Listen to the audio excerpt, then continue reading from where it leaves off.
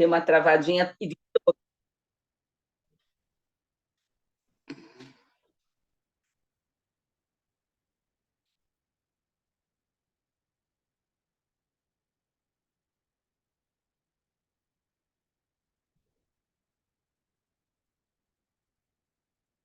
O tempo é meu, Bia?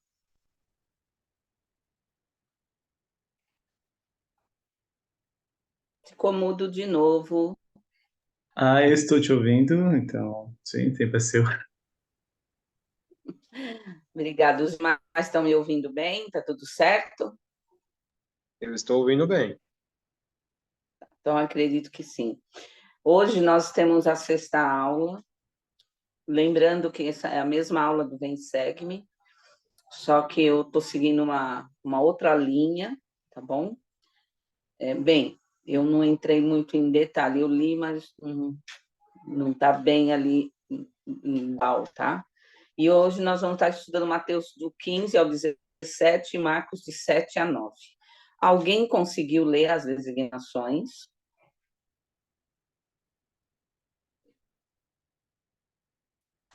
Não? Acho que eu vou começar a marcar as pessoas Eu que consegui leram. ler, eu consegui ler. Não tudo, mas consegui ler algumas coisas. Eu vou começar a marcar quem conseguiu ler, e quando completar, tipo assim, tem um número de bombons que vem numa caixa, eu vou comprar uma caixa de bombom, e se a classe inteira eu vou gastar um pouquinho, já pensou?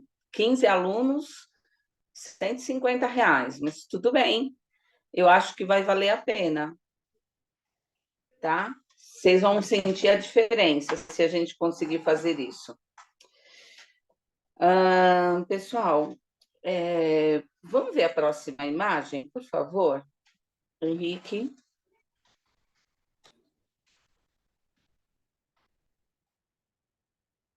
Isso. Quem pode ler para a gente essa introdução? Eu achei ela bem interessante. Ela faz um bom resumo sobre o que nós vamos estudar hoje. Posso ler. Por favor, Jonathan. Mateus 16, do 15 ao 19. Registra um vigoroso testemunho que Pedro prestou de que Jesus era o Cristo, bem como a promessa de Jesus tem entregar-lhes as chaves do reino. Menos de sua semana depois, o Senhor levou Pedro, Tiago e João a um lugar isolado e concedeu-lhes as chaves. O elder Bruce R. McConkie explicou que os quatro passaram uma noite sagrada envoltos pelas visões da eternidade. Essa noite abençoada foi uma daquelas períodos. Essa noite abençoada foi um daqueles períodos de visão em que os mistérios do reino, que ultrapassam todo o entendimento, são mostrados à alma daqueles que estão em sintonia com o infinito. Tão maravilhosas são essas verdades reveladas que não é lícito ao homem falar delas, nem é o homem capaz de torná-las conhecidas, porque são apenas para ser vista e compreendidas pelo poder do Santo Espírito. Elas são reservadas pelo Senhor para aqueles profetas evidentes que, enquanto na carne, são capazes de suportar sua presença no mundo de glória. Obrigada. Então, ele faz assim, ele dá uma visão geral dos acontecimentos nesse período. A semana passada, nós tratamos especificamente da, da expiação e morte de Jesus Cristo, da Páscoa, tá? Nós tratamos de algumas referências antes até, mas não com muitos detalhes. Agora, nós vamos tratar da semana mesmo, que antecede alguns acontecimentos, tá? Nós vamos falar um pouquinho sobre o último ano de vida do Salvador, o seu ministério final na Galileia e alguns importantes acontecimentos que antecederam a sua expiação e morte, tá? importante. Eu sei que a gente está, como a Páscoa foi a semana passada, nós estamos voltando um pouco. E nós vamos pular muitos detalhes importantes. Quando eu estudei a aula, quando eu estava me preparando para essa aula, eu procurei estudar todos os detalhes, tudo que eu consegui naquele momento, né? E tem muita coisa importante. Então, quando vocês lerem as designações, e vocês encontrarem algo que vocês não entenderam, ou que vocês queriam saber mais, marquem isso, ponham uma interrogação na frente, marquem num caderninho, tragam uma pergunta para a sala, tá? E se eu tiver preparado, eu vou explicar para vocês. Se eu não tiver, nós vamos atrás. Ou se um dos alunos souber, nós vamos compartilhar isso entre nós, no grupo. Mas tem muita informação importante. No entanto, nós vamos falar um pouquinho isso depois, são coisas sagradas. Se vocês não estão preparados, não adianta eu chegar aqui e falar um pouco, muitos detalhes sobre o Monte da Transfiguração, por exemplo. Tá?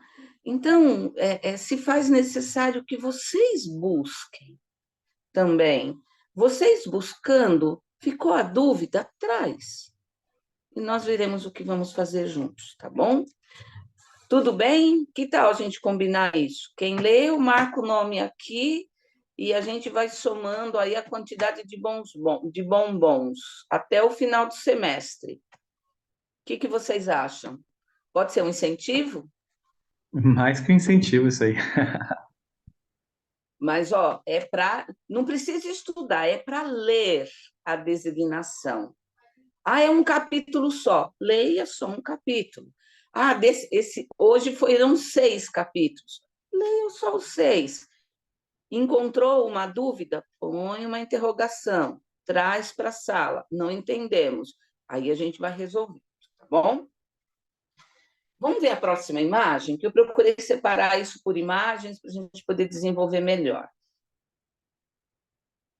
Tá. Jesus Cristo, durante Mateus, ele faz vários registros de momentos em que Jesus Cristo esteve conversando com Pedro, tá? E eu procurei colocar uma imagem específica onde eles estavam conversando. Por que Jesus Cristo conversava tanto com Pedro? Vocês lembram? Pedro era um apóstolo sênior. Muito obrigada, exatamente. Ele estava preparando, primeiro ele estava conhecendo melhor os apóstolos, né? Cada um deles. Mas ele já sabia que Pedro seria o que iria presidir a igreja. Então ele estava preparando Pedro para isso, tá? Vamos ver a próxima imagem? Muito bem. Quem pode ler essa escritura do lado dessas mãos sujas aí? Nossa, né? Olha que sujeira, né? Essa pessoa está imunda. Vamos ver o que diz a escritura sobre isso? Quem pode ler? Porque os fariseus e todos os judeus, conservando a tradição dos antigos, não comem sem lavar as mãos muitas vezes. E quando voltam do mercado, se não lavarem, não comem. E muitas outras coisas há que se encarregam de observar, como lavar os copos, e os jarros, e os vasos de metal, e as camas. Depois perguntaram-lhe os fariseus e os escribas: Por que não andam os teus discípulos conforme a tradição dos antigos, mas comem o pão com as mãos por lavar? Então vamos lá. Nós sabemos que os escribas e fariseus estavam sempre querendo pegar Jesus e os apóstolos e os discípulos de Jesus, ainda não eram seus apóstolos, eram seus discípulos em algum erro. E aí, mais uma vez, na hora de comer, eles observaram que eles não lavaram as mãos. Lembra que nós falamos que eles Eles pegaram a lei e encheram a lei de detalhes, um monte de detalhes, como se quisesse proteger as pessoas de não cometer pecados. Tá? E aí, neste caso, especificamente, Jesus Cristo dá uma resposta para eles, mas ele responde eles baseado num outro mandamento, no mandamento de honrar pai e mãe, de não maltratar os pais e as mães. Tá? E ele fala, mas o Senhor também não deu esse mandamento no Velho Testamento? Tá, ele deixou esse mandamento. E por que vocês não cumprem? Por que vocês utilizam de subterfúgios para não cumprir esse mandamento?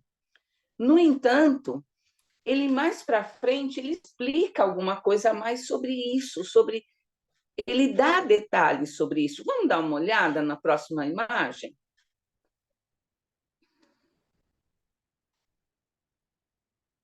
Isso, que é a continuação da escritura, só que um pouquinho mais para frente, tá? O que veio antes foi Jesus Cristo argumentando, então, rebatendo eles com outra situação, que nós não vamos tratar aqui agora, tá? Mas quem pode ler para nós essas escrituras? Eu posso ler. Por favor, Júlia. Diz assim: nada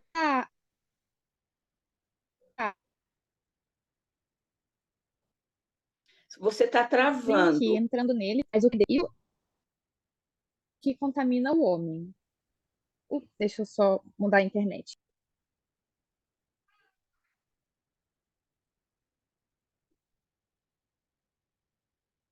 Vejam se vocês concordam com o que está sendo dito aqui nessas escrituras, tá bom? Nessas passagens. Aí, vocês conseguem me ouvir melhor agora? Aparentemente, sim. Sim. Vamos ver. Eu vou começar de novo então, para ficar melhor. Tá. Diz assim: nada há fora do homem que entrando nele o possa contaminar, mas o que sai dele. Isso é o que contamina o homem. Se alguém tem ouvidos para ouvir, ouça. Depois, quando deixou a multidão e entrou em casa, os seus discípulos o interrogavam acerca dessa parábola. E ele disse-lhes: assim também vós estáis sem entendimento? Não compreendeis que tudo que de fora entra no homem não o pode contaminar, porque não entra no seu coração, mas no ventre, e vai depois para a latrina, purificando todos os alimentos? E dizia: o que sai do homem, isso contamina o homem, porque do interior do coração dos homens saem os maus pensamentos, os adultérios, as fornicações, os homicídios, os furtos, a avareza, as maldades, o engano, a dissolução, a inveja, a blasfêmia, a soberba, a loucura. Todos esses males procedem de dentro e contaminam o homem. Isso. Então, o que nós podemos entender sobre a preocupação dos fariseus com respeito à regra de lavar as mãos?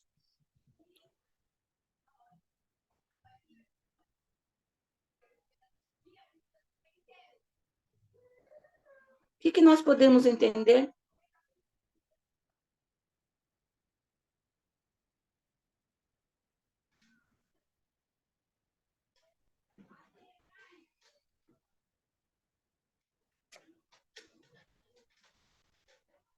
Pessoal, Eu acho que, nesse sentido, quando ele fala de que o que está fora não contamina, mas sim o que está dentro, ele está dizendo, tipo, que o fato deles não lavarem as mãos não iria contaminar, mas sim o que está no coração deles, né? O que eles estariam falando. Porque é no coração e é no pensamento que a gente vê, assim como ele falou, tipo, os adultérios, a fornicação, esses pensamentos ruins, eles vêm de dentro, não de fora. obrigada, Júlia, isso mesmo, tá? Nós podemos tomar como exemplo um portador de sacerdócio, tá? Se ele aparece com as mãos sujas, por causa dessas mãos sujas, ele se torna indigno? ele não pode servir, ele teve que ir direto do trabalho lá e mexeu com tinta e a mão ficou manchada de tinta. Por conta disso, ele está indigno para tomar o sacramento ou para cumprir com as obrigações dele dentro do sacerdócio? Não. Exatamente, não. Tá?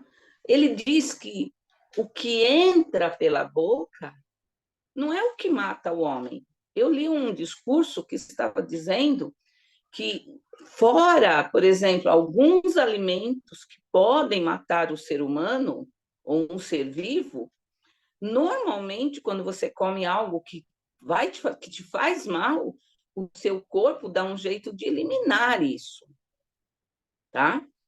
Então, de qualquer forma, isso não é comum. É mais quando um alimento está estragado, coisa assim. E mesmo quando uma pessoa come algo que está estragado, ela não se torna indigna diante do Senhor. Tá?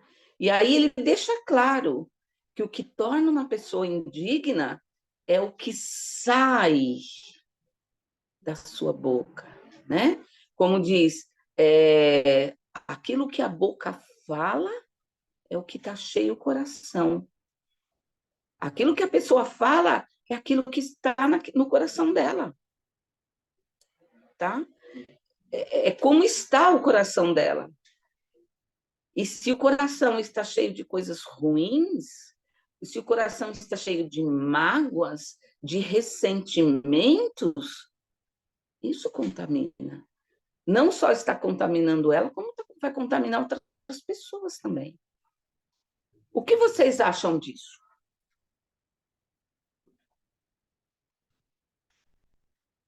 Vocês concordam?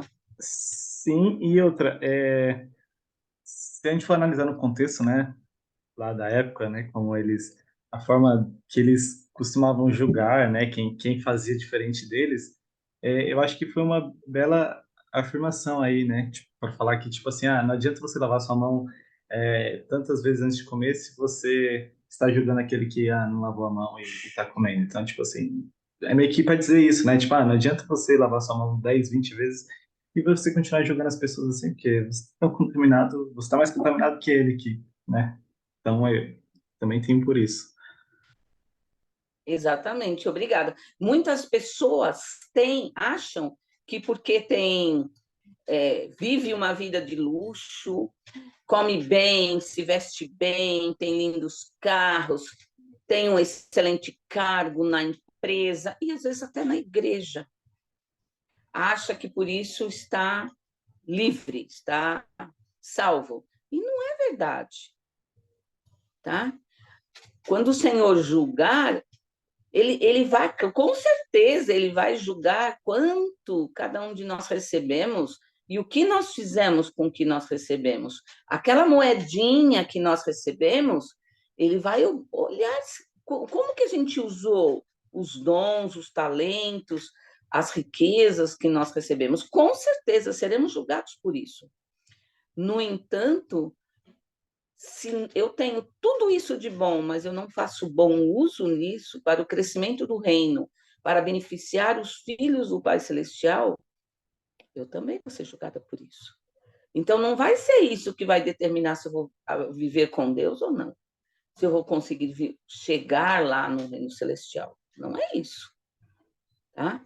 É como nós agimos, com o que está dentro do nosso coração hoje. Cada um de vocês, pensem um pouco, o que está dentro do coração de vocês hoje?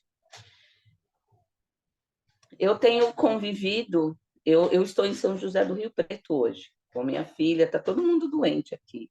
Meu genro, meus netos, minha filha, e eu estou aqui ajudando, né? E a gente tem convivido com uma pessoa daqui que está com um coraçãozinho cheio de amargura, de raiva das pessoas. E tem maltratado muito as pessoas. Não está nos maltratando porque nós temos visitado ela. Mas, mesmo assim, ela é rude conosco. E a gente procura não se importar. Tudo bem, mas o que está dentro dela, ela precisa resolver. ela precisa, de alguma forma, resolver junto com o Senhor. E nós estamos tentando dizer isso para ela. E está muito difícil. O orgulho que ela está sentindo diante de tudo que ela tem de vida é muito grande. E a gente está vendo que isso vai transformá-la em algo que ela não quer, que ela não deseja. Tá? Então, nós precisamos olhar para a gente e ter certeza que se tiver algo que a gente precisa arrancar, nós vamos falar isso mais para frente, a gente precisa tirar de dentro de nós, para que isso não nos faça perder o reino do Pai Celestial, para que isso não nos afaste mais dele ainda. Tá? Vamos dar continuidade, daqui a pouco nós vamos falar um pouquinho sobre, tem uma parte aí que fala sobre que nós devemos, se um olho está nos trazendo problema, a gente tem que arrancar ele, ou uma mão, aí nós vamos falar um pouquinho sobre isso. Vamos ver a próxima imagem, vamos ver o que nós podemos... Ok, só antes disso, o Jonatas levantou a mão, não sei se ele gostaria de falar algo aí agora. Pode falar, Jonathan, a gente pode ir até essa escritura da mão, se você quiser, não tem problema. Era só complementar o que você falou, irmã Célia, que é referente exatamente isso. O Senhor, ele enxerga o nosso coração, né? Não enxerga o exterior, se a pessoa é bonita, se a pessoa é bem vestida, né? Ou se ela fala bem, se ela não fala bem, mas na verdade é tudo que tem no coração dela, né? O exemplo disso foi o jovem rico, né? Quando Cristo, ele chegou para ele e fala para ele, dá tudo aos pobres e me segue, ele, na verdade, sai de perto do Salvador, né? Ali é o coração dele nas coisas. E é exatamente isso. O nosso coração tem que estar cheio de compaixão, de caridade, né? Que é o puro amor de Cristo. E o exemplo que ele deu para nós, de servidão, né? De servir. Obrigado, Jonathan. Vamos aproveitar, eu vou puxar esse gancho com vocês.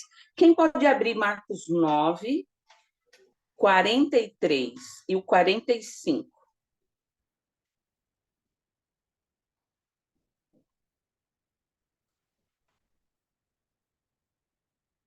Alguém já abriu?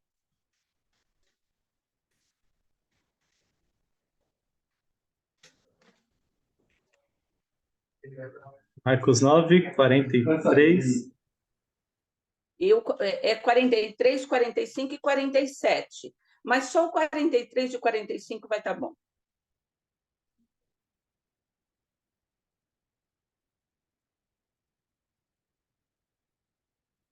Achou? Não deu mais chocolate. É 9h43. É que eu tô aqui com meus fãs aqui, sem me atrapalhar, né? Aqui eu sou ministrador. Tô com meus fãs aqui, rapidinho. Marcos 9:43. Tá, já abri aqui. Aqui, posso ler? Por favor. Tá. Então a escritura diz assim: E se tua mão te escandalizar, corta. Melhor entrar na vida aleijado do que tendo duas mãos e ir para o inferno, para o fogo que nunca se apaga.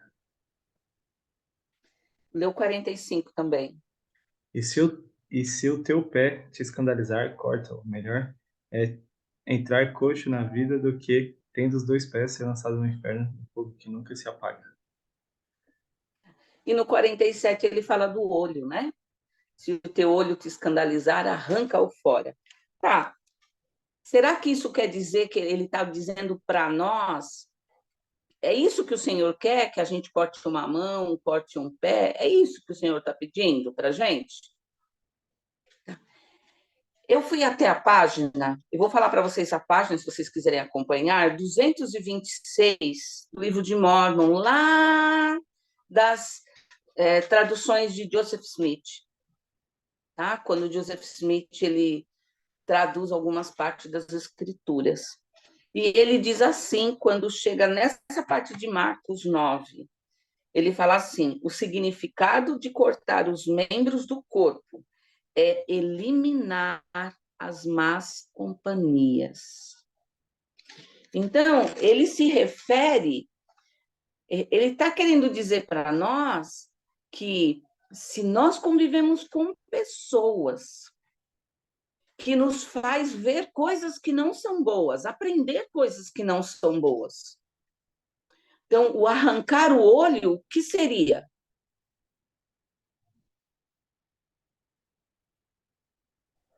Seria nos afastar. Exatamente. A mesma coisa, a mão, tá? Gente, nós temos muitos amigos. Eu sei que vocês têm também. Eu também já tive muitos amigos bons e maus. Tive amigos que tentaram me ensinar a fumar. Eu não era membro da igreja. E eu não precisei ser membro para dizer não. E eu disse não. E quando eu descobri que ele estava fumando outras coisas, eu me afastei. Naturalmente, eu tomei essa decisão. Nós precisamos ser mais seletivos. Nós precisamos aprender a não ser tão passivos diante de algumas coisas que a gente vê. Nós vemos coisas erradas e ficamos ali vendo, assistindo, como se nós estivéssemos apoiando. Aliás, nós estamos apoiando, porque de uma forma inconsciente nós estamos batendo palma, tá? Enquanto que nossa atitude seria nos posicionarmos contra aquilo que é errado, ou, no mínimo, nos afastarmos. Tá? Então, se nós não estamos fazendo isso, porque algumas coisas são difíceis, por exemplo, pornografia.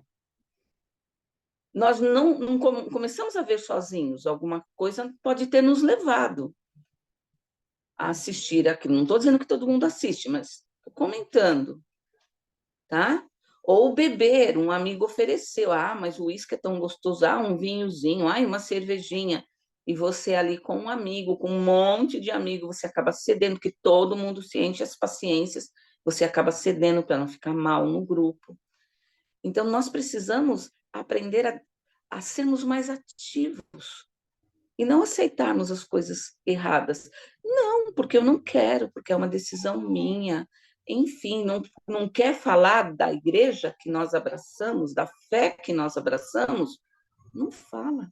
Fala então da sua saúde. Se você vai se sentir melhor.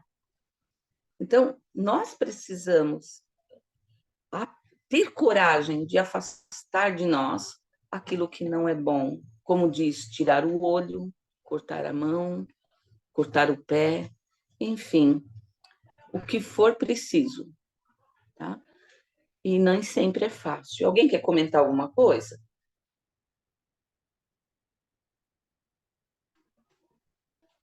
Não? Então, nós podemos continuar. Vamos ver o próximo quadro?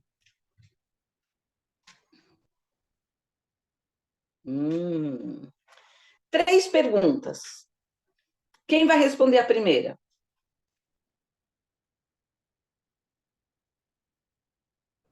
Que tipo de pensamentos e ações torna as pessoas espiritualmente impuras? Essa é fácil, né? Que tipo? Qualquer um que vá contra os princípios do evangelho, qualquer um que, né, a gente consegue diferenciar, saber que não vem do Senhor e que vem do inimigo. No geral, isso. Qualquer um Que gera mais é, né? sim, Que nos afasta do espírito, qualquer coisa que não é boa, que não traz bons pensamentos, boas ações, pode ter certeza que não é do Senhor. Obrigada, Henrique. E a outra pergunta, o que é mais importante, ser espiritualmente limpo ou fisicamente limpo? Ser espiritualmente limpo. Obrigada, Júlia, exatamente. Agora vem essa outra pergunta. Qual delas vocês acham que é mais fácil de se manter? A limpeza espiritual ou a limpeza física?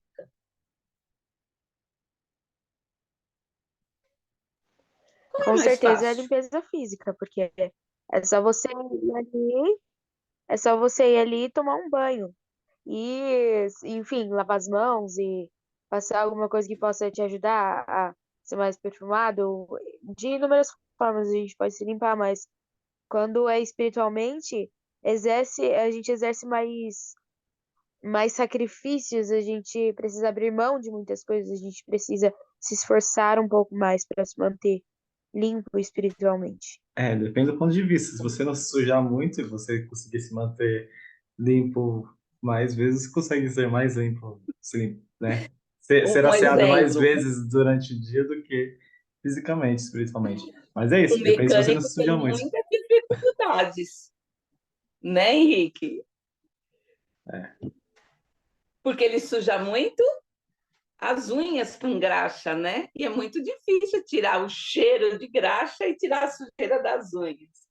Mas realmente algumas sujeiras são bem difíceis de tirar, mas ainda a espiritual é a mais difícil,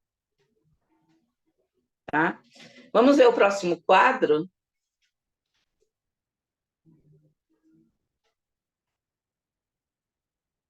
O presidente Kimball, ele deixa para nós, ele explica alguma coisa sobre isso. Quem pode ler?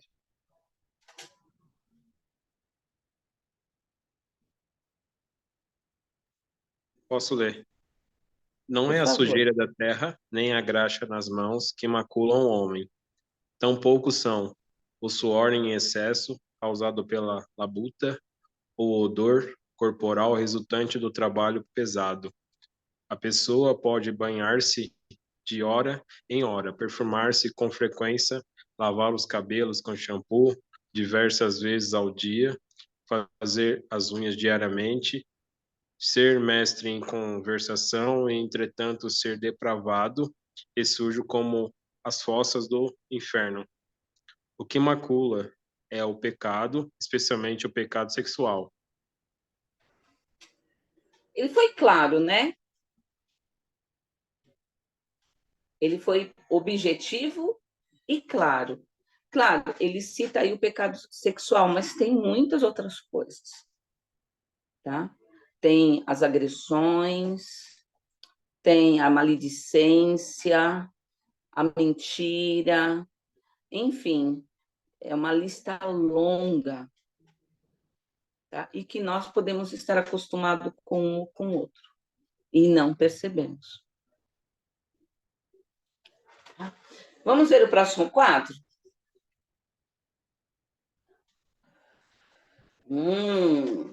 Olha. Acontece, é esse ou é o seguinte? Qual quadro que é? É esse, né? O que acontece aqui? Nós temos em Marcos 8 um milagre que acontece. E esse milagre ele acontece de forma diferente. Quem pode ler para a gente essa escritura, Mateus 8, de 11 a 12?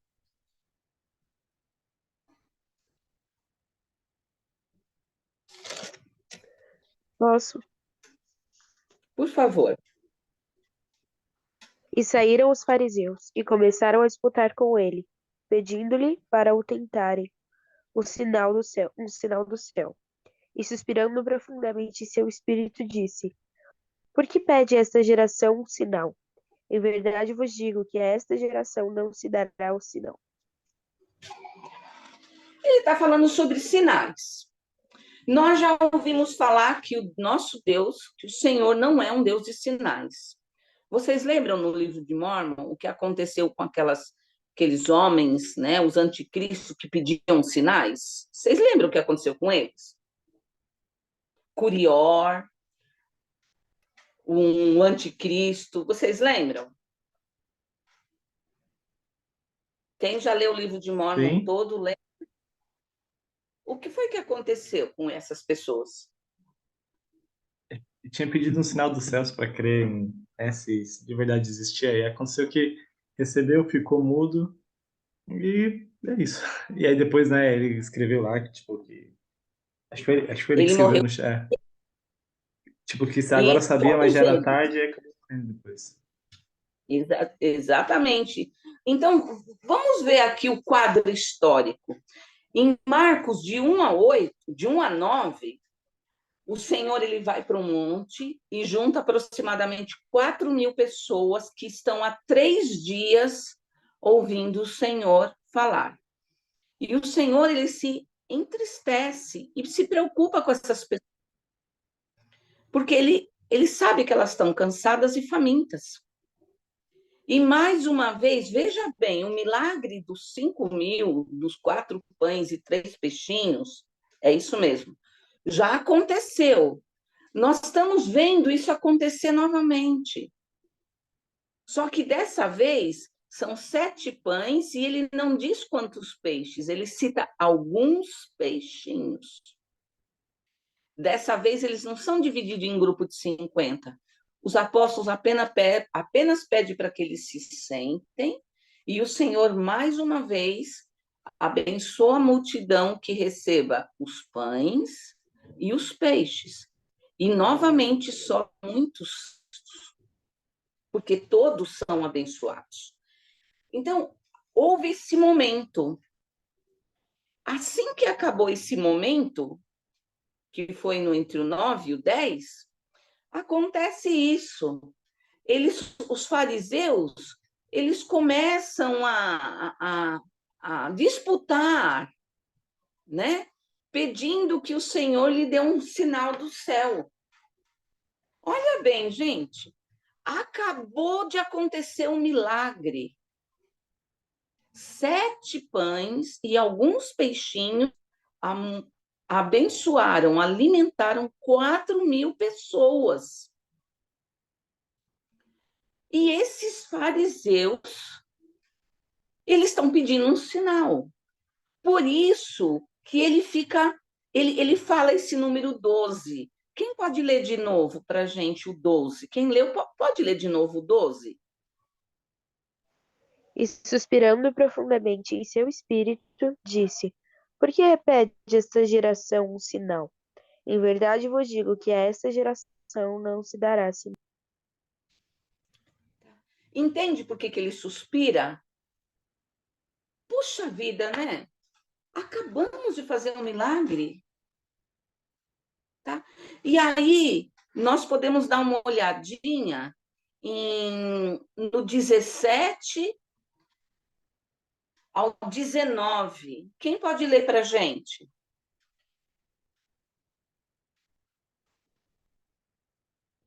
Abrindo aqui.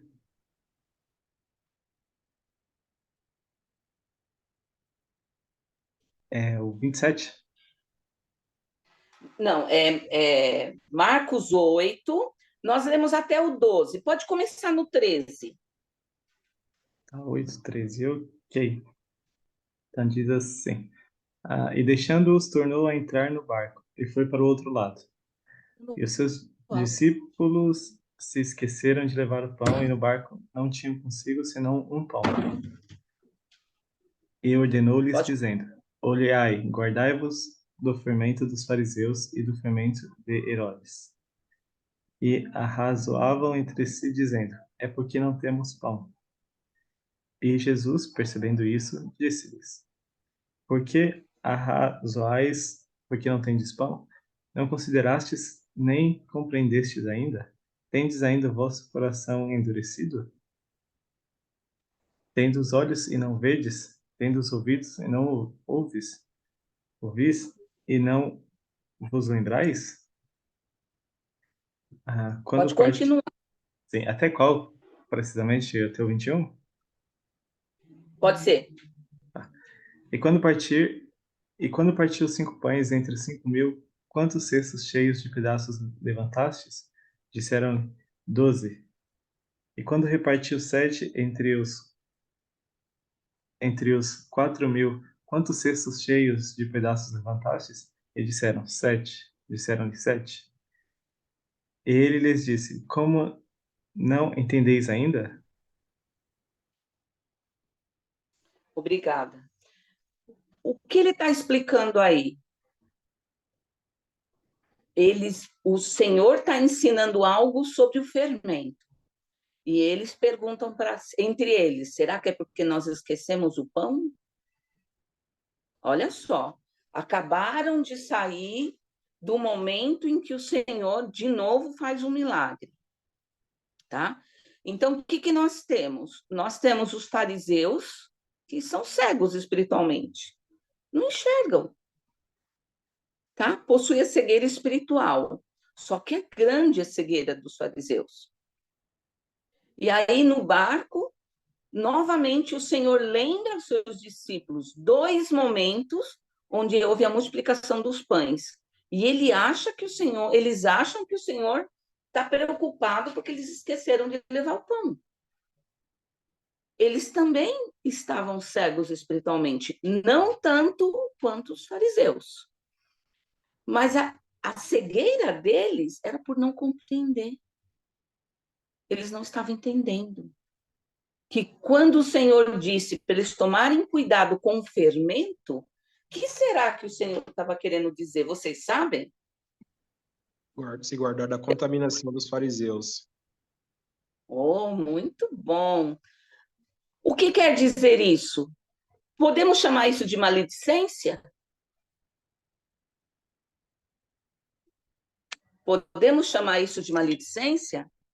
Para eles se guardarem de falar mal, se guardarem de acreditar naquilo que está errado, na maldade que os outros falam. Poxa, eles estão vendo um milagre e não pensam. Eles não estavam conseguindo exercitar o que estavam aprendendo. Como nós, às vezes. Quantas vezes nós já ouvimos muitos ensinamentos e parece que a gente não grava na memória, não entende. Demora tempos para nós entendermos alguma coisa. Já aconteceu isso com vocês? Já sim, e na forma que ele explica ali, nossa, vocês ainda não entenderam, né? Tipo, lembra lá? Foi meio como se ele estivesse quase desenhando para eles, para falar, para mostrar como é, e que se aconteceu uma ou duas vezes, podem acontecer mais vezes. Parece que para eles, não, eles ainda estavam temerosos como se não tivesse acontecido algumas vezes para eles poderem ver. Não só, eles não só viram, como eles ajudaram, eles carregaram. Então, eles, além disso, além de ver, eles vivenciaram, que é mais ainda assim, sabe, absurdo. Se tivesse visto de longe, podia falar, não, algo aconteceu ali diferente. Mas não, eles estavam vendo literalmente na frente deles, eles estavam vendo acontecer. Eles ajudaram que aquilo acontecesse e ainda assim não creram. Então, tipo, meio que, não vou dizer se creram, não sei se, ou não tinha fé suficiente para falar, já aconteceu mais de uma vez, já vai acontecer de novo. Sabe, é meio difícil a situação aí, mas como o Cris falando, ele parecia que queria desenhar para eles, tipo assim, como se, sabe, Obrigada. Lembra que eu falei para vocês do exercício da fé, o alongar a fé? Lembra da mulher, né, do fluxo de sangue, que ela precisou se alongar? Ela não tinha certeza se ela ia ser curada só por tocar. Aliás, ela não sabia, mas no coração dela, ela acreditava que se ela tocasse nas vestes dele, ela seria abençoada. Então, ela não tinha algo real, mas ela exercitou a fé dela no máximo que ela podia. Ela não estava cega espiritualmente, tá? E às vezes nós somos assim também. Outra referência. Lembra da semente que é jogada em alguns lugares, no pedregulho, tal? Lembra o que acontece com aqueles que eram jogados na beirada do caminho? O que acontecia com aqueles que eram jogados na beirada do caminho? Vocês lembram? Os pássaros vinham e comiam. E vocês lembram o significado?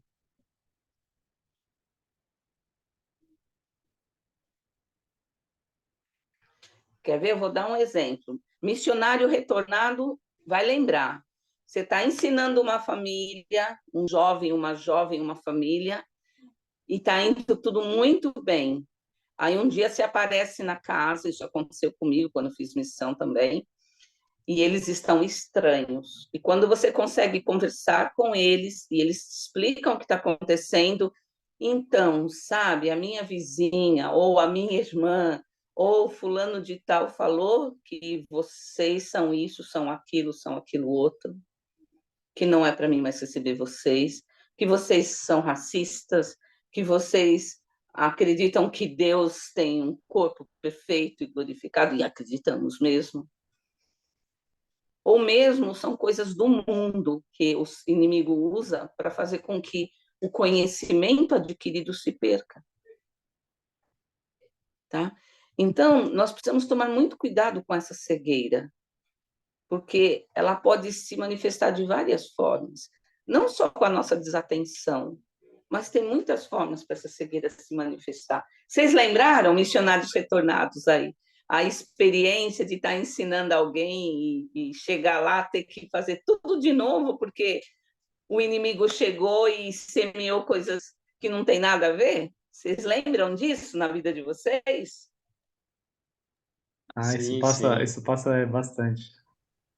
O bastante. pastor, Até depois a gente aprendeu a usar o preencher, que é depois que a gente termina, a gente já deixa a pessoa já, ó, vai chegar alguém, vai chegar o inimigo, vai falar isso e aquilo.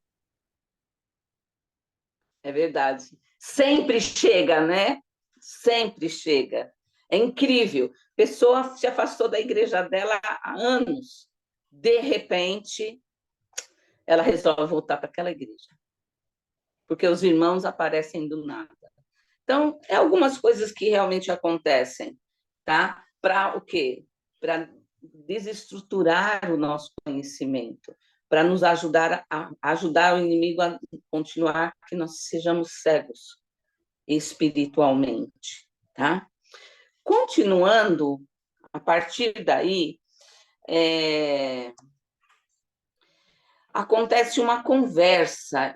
Vê o 22, se eu não me engano, está no 22 aí. Quem pode ler para a gente? Ou o próximo quadro, por favor.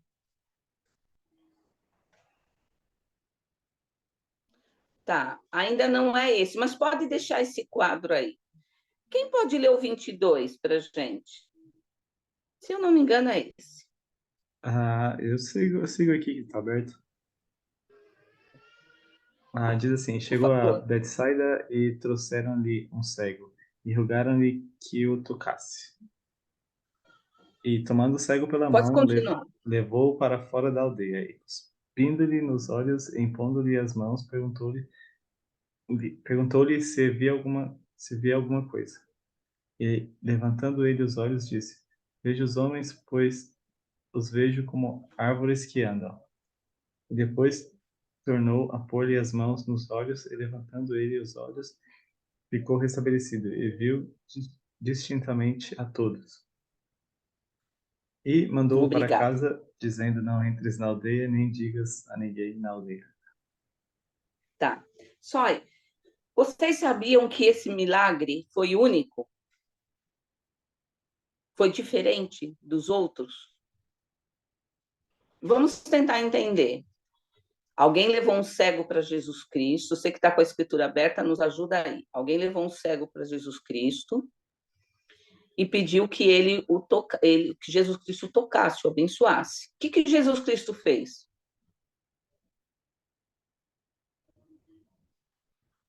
Deixa eu ver aqui, deixa eu ver.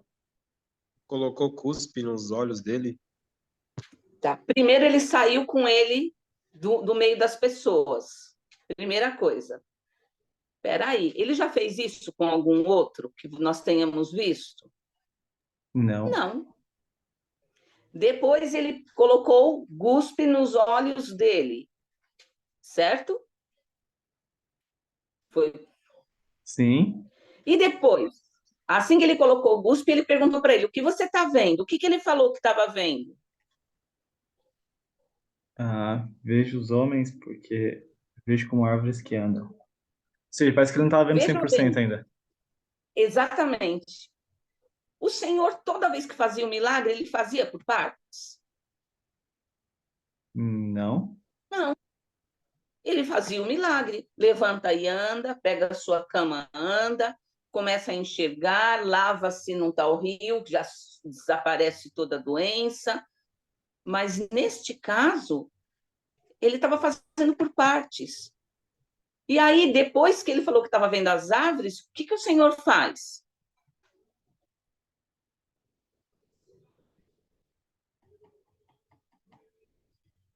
O que o Im- Senhor faz? Impões a. Deixa eu ver. Tá. Depois ele colocou as mãos, né? Impôs as mãos nele de novo. Aí no caso agora foi nos olhos. Aí depois levantando ele, os olhos. Colocou as mãos sobre ele novamente. E depois que tirou, ele já estava vendo perfeitamente. Exatamente. Percebem que esse milagre foi único. Esse milagre é singular. Vamos dar uma olhadinha? Eu acho que no próximo quadro, acho que tem esse milagre singular. Vamos ver se é o próximo quadro. Henrique, mais um. Aí, quem pode ler para a gente? Ele está explicando por que esse milagre foi diferente.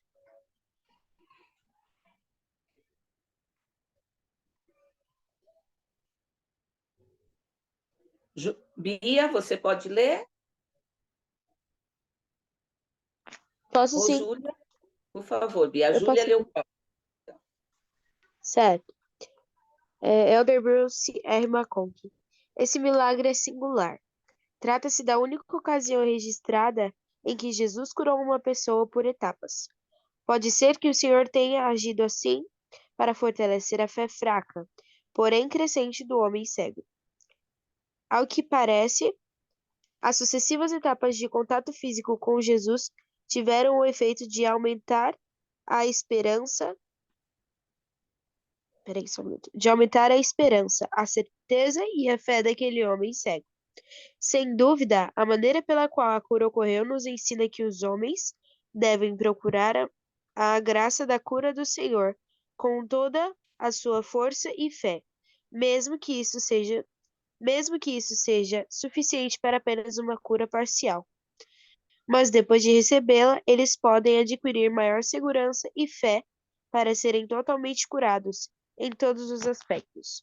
Os homens também frequentemente são curados de seus males espirituais por etapas, passo a passo, à medida que colocam sua vida em harmonia com os planos e propósitos.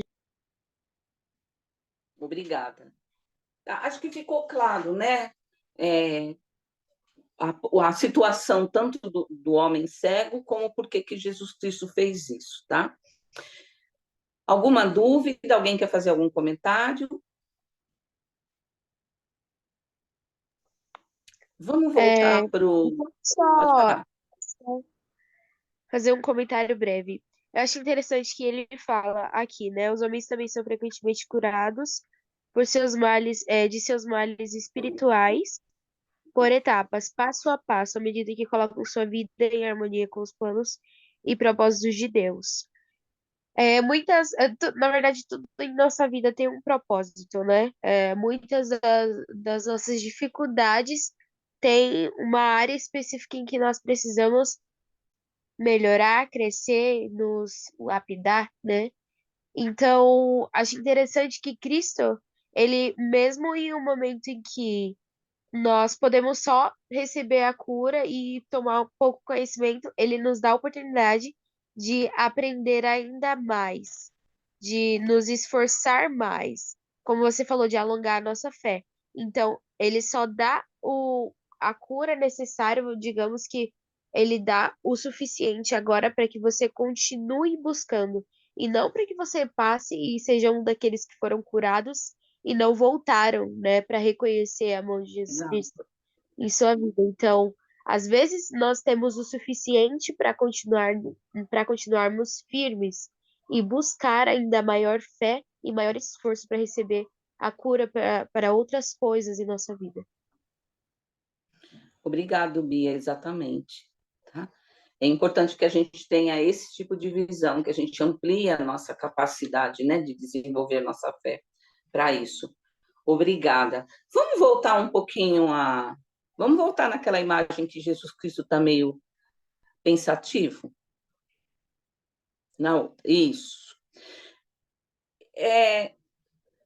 Quem pode ler para a gente Marcos 8, 31, 33?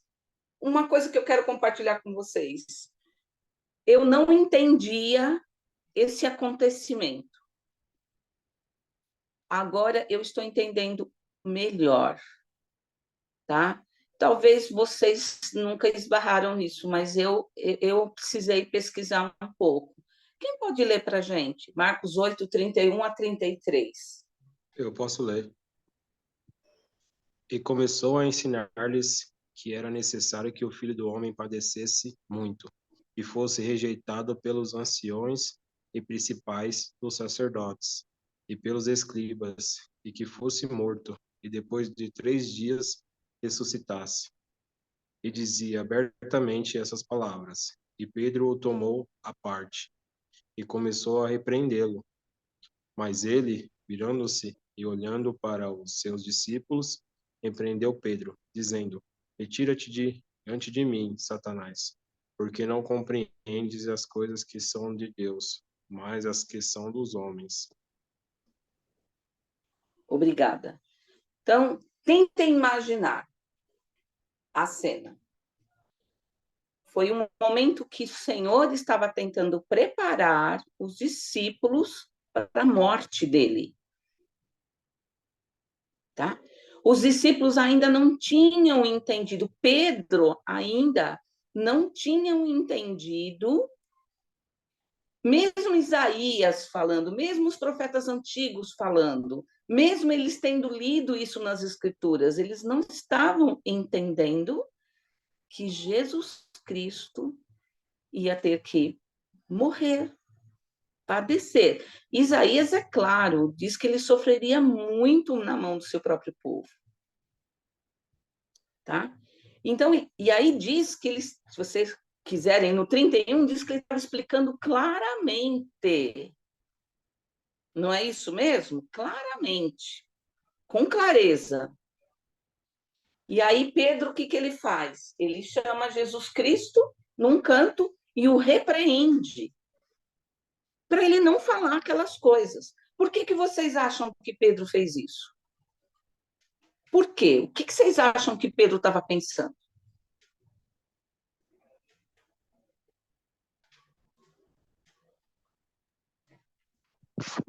Naquele momento, eu acredito que o homem natural dele falou bem mais alto, né?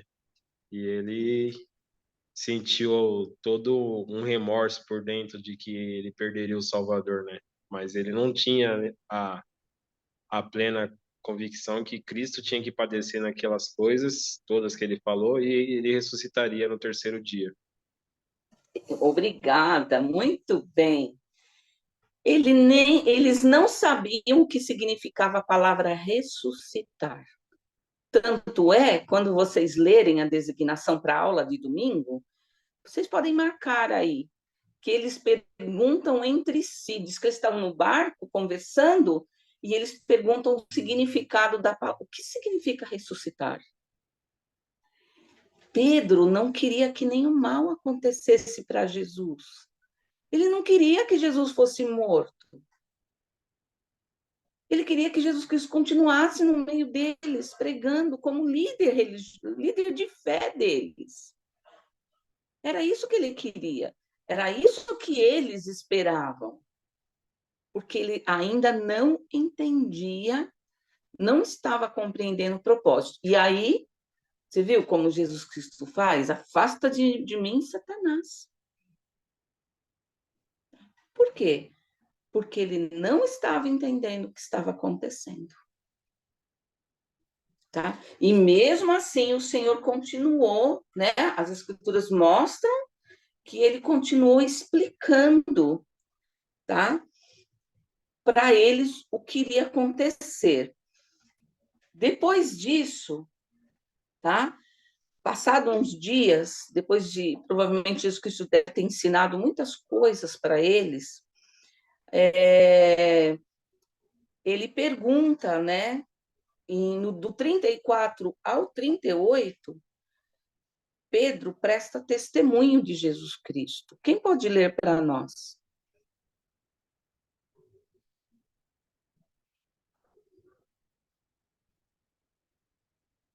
Marcos 8, de 34 a 38. Se vocês não tiverem, eu tenho aqui. Eu posso ler, tá aberto aqui. 34 ao 38. Isso mesmo, lê para a gente. E chamando assim a multidão com os seus discípulos, disse-lhes: Se alguém quiser vir após mim, negue-se a si mesmo e tome a sua cruz e siga-me. Porque qualquer que quiser salvar a sua vida, perdê-la-á.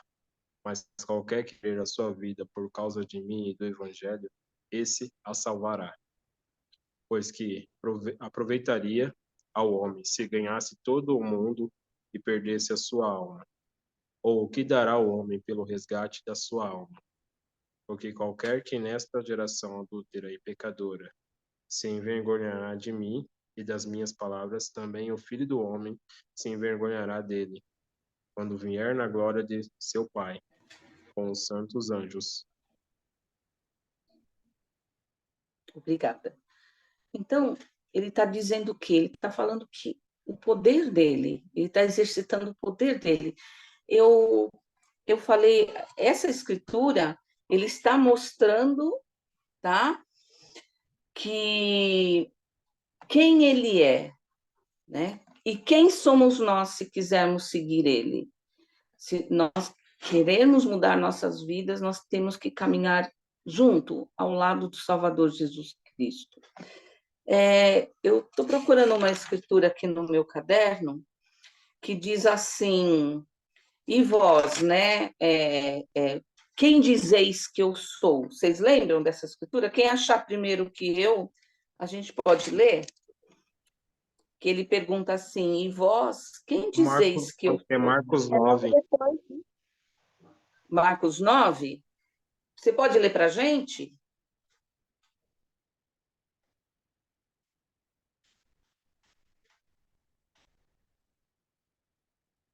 Pode ler?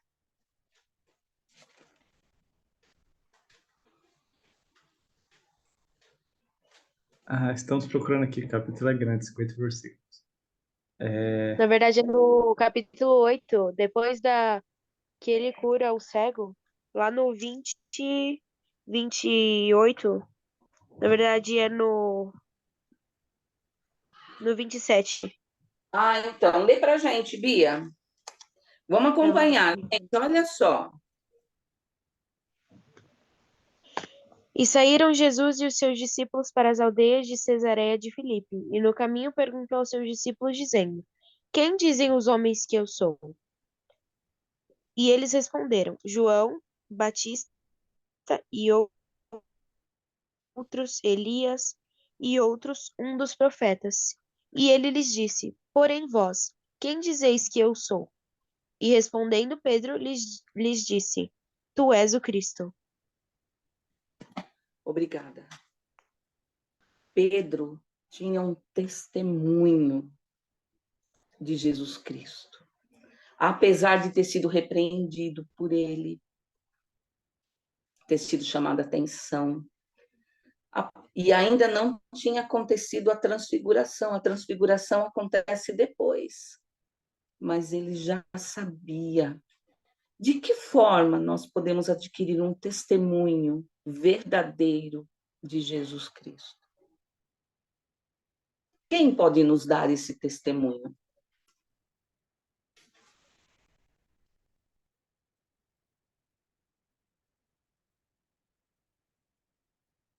O Espírito Santo. Obrigada, Bia. Exatamente. O maior testemunho de todos só é recebido através do Espírito Santo. Por que que Lamã e Lemuel, mesmo tendo visto anjos, mesmo tendo visto milagres, não conseguiram ficar firmes no Evangelho? E foram tão rebeldes. Porque sinais não quer dizer nada. Olha, pode aparecer um anjo na nossa frente para nos ministrar, para nos ensinar. Mas se o nosso coração não entrar em sintonia com o Espírito Santo e nós não sabermos por nós mesmos que Jesus é o Cristo, que ele é o Filho de Deus, que ele morreu por nós. Eu me lembro do testemunho da missionária retornada, Lohane, né? Na nossa sala de aula semana passada. Foi emocionante. tá? Alguns irmãos e irmãs prestaram seu testemunho enquanto falavam sua parte. E dava para sentir o Espírito forte emanando na sala. Mas talvez nem todos nós sentimos. Porque nós precisamos exercitar esse sentimento, essa relação com o Espírito Santo. Nós precisamos buscar esse testemunho. Nós precisamos acrescentar em nossas orações, Pai, eu quero saber, meu Senhor, que Tu és o Cristo, Filho de Deus. Eu quero ter um testemunho. Nós temos que fazer por onde, não ficar só na oração. Nós temos que abrir o livro de Mórmon, abrir a Bíblia.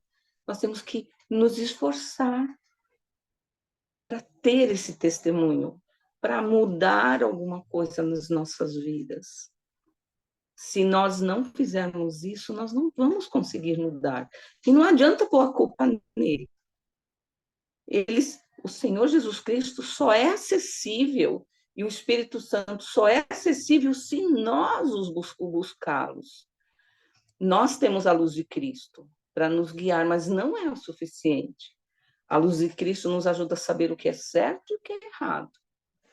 Mas não quer dizer que a gente vai ter forças para sempre fazer o certo. Nós temos que ir além. Eu não sei como são as vidas de vocês. Eu sei que cada um de nós temos desafios pessoais. Sofremos com pessoas que amamos, por pessoas que amamos. Mas nós temos que desejar fazer as mudanças. Temos que buscar o Senhor para conseguir isso. Não precisa ser tudo de uma vez, mas nós precisamos fazer isso. Por isso que nós estamos aqui hoje. Por isso que o profeta falou com a gente na conferência. Quanto ensinamento! Mas nós precisamos rever isso, reler isso, aprender e pôr em prática. Eu quero prestar meu testemunho disso para vocês, de que eu sei que Jesus é o Cristo. Eu sei que ele vive. Tá? E Jonatas está passando para a gente uma escritura de como nós podemos reconhecer. É isso mesmo, né? O Espírito. Você quer ler para nós, Jonatas? Para a gente poder encerrar a aula? Posso ler, sim. Ficou mudo, Jonatas.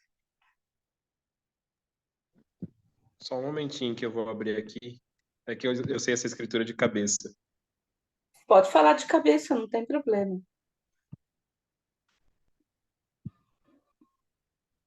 5:22. Mas o fruto do Espírito é caridade, alegria, paz, longanimidade, benignidade, bondade, fé, mansidão e temperança. Obrigada. E diz que por esses frutos nós conheceremos, saberemos que o Espírito está conosco, não é isso? Olha, eu compartilho com vocês essa aula. Faltou muita coisa. Faltou um pedaço que está indo no final da aula, que fala sobre nos tornarmos como criancinhas. E se vocês puderem, dá uma lida, entra na aula e vai lá no final e vê o quadro que mostra algumas características que as crianças têm e como é grave nós maltratarmos as crianças, como o Senhor não permite, não admite isso. E que ser criança não é ser infantil. Ser criança é exatamente isso que foi lido. É ter dentro de si os melhores, mais dignos, mais retos sentimentos, que eu sei que a gente não tem, porque a gente convive com tanta coisa nos nossos dia a dia, mas que nós podemos conseguir e melhorar, cada um de nós. Eu compartilho com vocês essa aula, com o meu amor e com o meu testemunho, que eu sei que Jesus é o Cristo e que ele vive. Em nome de Jesus Cristo. Amém. Amém.